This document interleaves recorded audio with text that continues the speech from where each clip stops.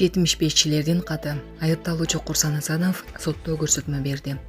75-чилердин каты боюнча соттук отурум Бишкектин 1-май райондук сотунда жабык режимде өттү. Анда Ички иштер министринин мурдагы орун басары Курсан Асанов сотто көрсөтмө берип, күнөөсүн моюндабаганын жактоочусу Чынара Жакупбекова билдирди. Анын айтымында Асанов катка Бекболот Алгарбековдун сунуш менен кол койгонун белгилеген. Сот отурумуна УКМКнын мурдагы башчысы Камчыбек Ташиев, экс-спикер Нурланбек Тургунбек уулу, мурдагы башкы прокурор Курманкул Золошов келди. Эскерте кетсек, 75-чилердин каты боюнча айыпталып жаткандардын соту 22 июндан тарта кайра жабык өтө баштады. Ташиев, Золошов жана Тургунбек уулуна бийликти күч менен басып алуу жана кызмат абалын кыянаттык менен пайдалануу беренелер боюнча айып тагылууда. Үчөө тең иш жакка чыкпоо тилкат менен эркиндикте.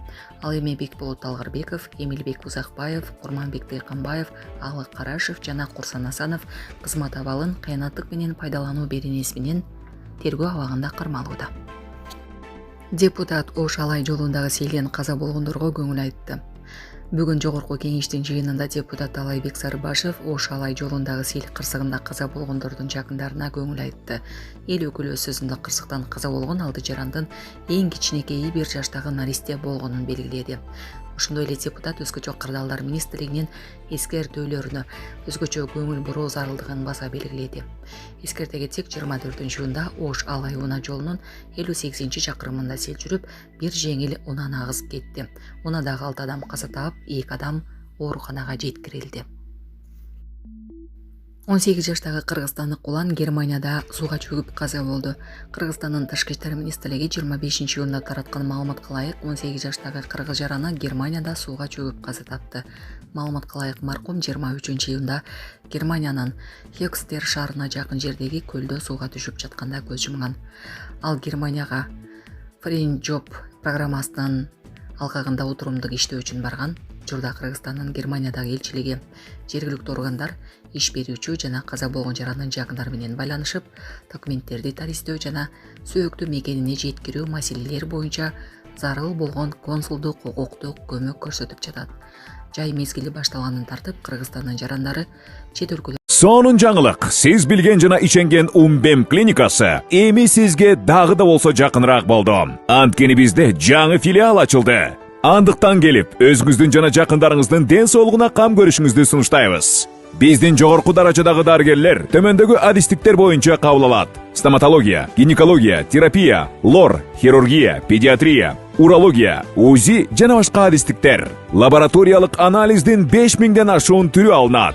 Жогорку даражадагы стерилизациялоо. Биздин дарек ВДНХ метросу, Кондратюка көчөсү 2. Телефон номерибиз 8925 103 22 55. Кабыл алууга алдын ала жазылып келүүңүздөрдү суранабыз. Умбем клиникасы. Сиздин ден соолугуңуз, биздин камкордук.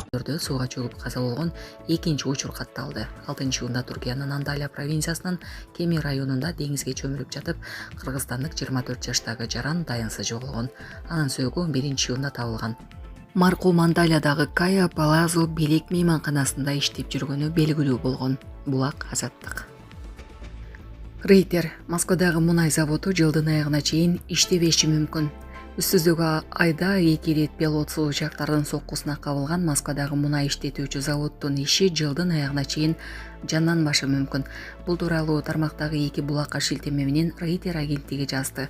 Маалыматта белгиленгендей, заводдун токтоп калышы Орусиянын күйүүчү май тартыштыгы менен күрөшүн татаалдаштырды. Бензин менен дизелдин таңкыстыгы акыркы күндөрдө өлкөнүн бир топ аймактарында арасында Москвада өзгөчө катуу сезилүүдө. Газпром нефть компаниясына таандык сөз болгон завод Орус баш каласынын Капотня районунда жайгашкан. Спутниктен тартылган сүрөттөр мунай тазалоочу 2 жабдуу жана бир нече резервуар зыян тартканын далилдеди. Рейтердин булактарынын бири оңдоо иштерине бери дегенде жарым жыл кетерин айтты. Газпром нефть агенттиктин комментарий берүү өтүнүшүнө жооп берген жок. Украиналык дрондордун соккулары Орусиянын мунай иштетүүчү заводдорунун бир тобуна залакасын тийгизди. Европалык бөлүктөгү ири ишканалардын дээрлик бардыгы чабуулга туш болду. Июнда күйүүчү май тартыш болуп, баалар асмандады. 24 14-күнгө карай бензин менен дизель сатуу 20-дан ашуун региондо чектелди жана бул сан өсүүдө. Шейшембиде вице-премьер-министр Александр Новак кризистен улам Орусия дизелинин экспортуна тыюу салууну караштырып жатканын билдирди. Андан тышкары кара майды тыш жактан ташып келүү мүмкүнчүлүгү да жогору чыгарылбайт. Булак Азаттык. Европаны 40 градуска чейин жеткен адаттан тыш ысык каптады. Бир катар жерде чукул кырдаал жарыяланды. Аба ырайына байланыштуу Француз башкаласында туристтик жайлар эрте жабылууда. Метео Франс кызматтын маалыматында шейшембиде Парижде абанын табы 38 градуска жетти. Өлкө аймагында орточо температура ал күнү жана шаршембиге караган түнү рекорд койду. Мындай аномалдуу ысык жуманын аягына чейин созулушу мүмкүн. Өлкөнүн батыш аймактарынын айрым жерлеринде ысык 43 градуска чейин жетет деп болжолдонууда. Францияда өткөн аптанын башынан бери 40тан аш көп киши ысыкка байланыштуу каза тапты. Көбү сууга чөгүп кеткен. Шаршембиде Британиядагы 1000ден ашуун мектепте сабактар түшкө чейин аяктады же жабык болду. Падышалыкта аптапка байланышкан коркунучтун эң жогорку кызыл деңгээлге жарыяланды. Бийлик жана синоптиктер аптаптын элдин өзгөчө улайган адамдардын өнөкөт оорусу барлардын саламаттыгына болгон коркунучтарды, энергетикалык системанын жана транспорттун ишиндеги ыктымал кыйынчылыктарды эскертишүүдө. Нидерландда темир жол кыймылы шектелди. Чехиянын борбору Прагада алдыдагы ишемби-жекшемби күндөрү 35-38 градус ысык болору күтүлүүдө. Дүйнөлүк метеорологиялык уюмдун маалыматында континенттеги абанын температурасы дүйнөлүк орточо көрсөткүчтөн 2 эсе жогору көтөрүлүүдө. Мындан улам азыркыдай адаттан тыш аптап барган сайын узакка созулмакчы. Булак Азаттык.